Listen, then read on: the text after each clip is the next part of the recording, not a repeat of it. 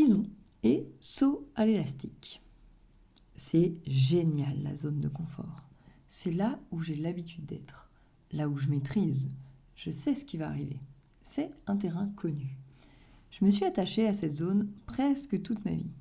Et la zone en question ne s'est pas privée de s'attacher à moi, histoire de me garder un peu. Décembre 2022. Je crois en Dieu, mais je vais pas aller dans une église. Les chrétiens, c'est tous des allumés qui en rajoutent pour faire genre ils vivent des choses avec Dieu.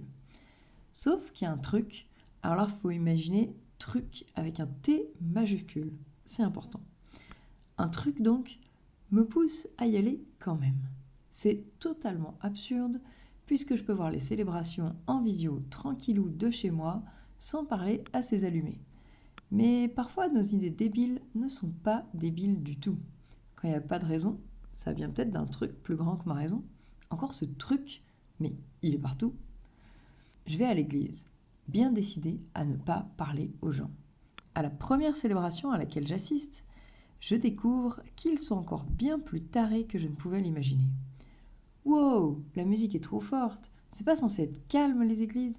C'est bien les gens qui n'ont rien à dire, ça. Ils mettent la musique à fond pour pas que ça se voit trop. D'ailleurs, ils ont hyper bien décoré. Encore une preuve qu'il n'y a que l'apparence qui compte. Et le contenu, tout le monde s'en tamponne l'oreille avec une babouche.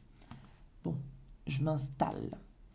Tiens, pendant la louange, c'est les chants qui disent qu'on a un Dieu génial, il y a des gens qui sont debout et bougent tranquillou dans un mouvement ressemblant à une danse assez sage. Pourquoi pas? D'autres restent assis. Mettons, certains ont des danses carrément inattendues, genre danse méditative mais en plus chelou. Et ils lancent des cris franchement bizarres de temps à autre. Mais c'est quoi leur problème? D'autres sont carrément à genoux, probablement pour faire genre « Ouais, nous on est des bons chrétiens ».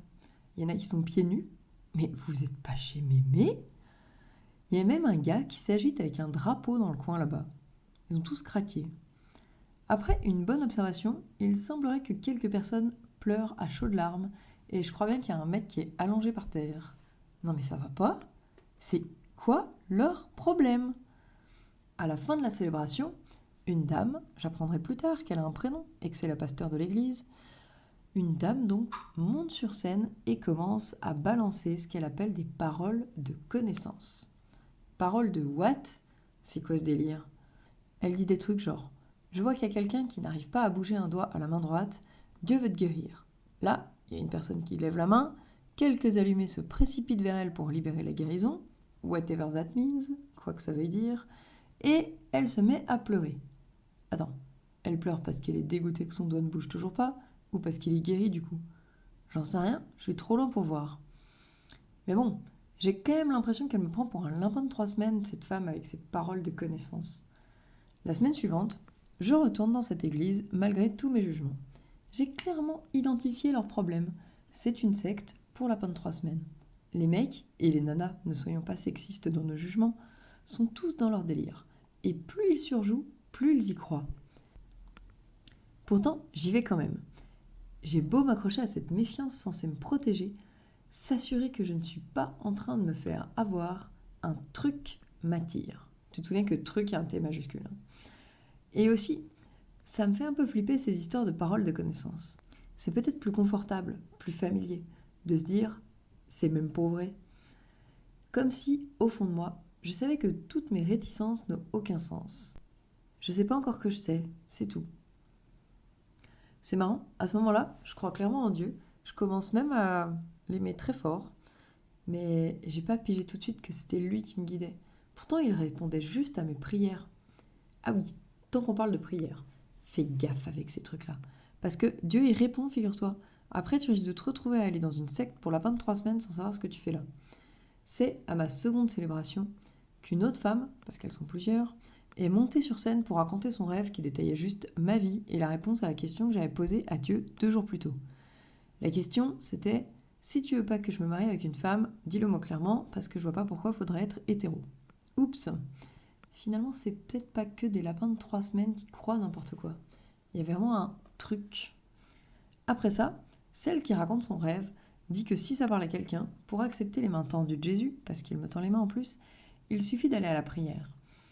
J'en ai déjà parlé dans une vidéo, mais c'était juste hors de question. Pourquoi? beaucoup trop loin de ma zone de confort. Aller dire à des chrétiens dans une église que je suis amoureuse d'une femme, et pourquoi pas leur offrir une brouette de cailloux avec pour qu'ils puissent me les balancer. Il y a encore un truc qui m'a poussé à y aller. Et ce jour-là, on m'a pas jeté des cailloux, mais j'ai rencontré Jésus. J'ai senti son amour immense.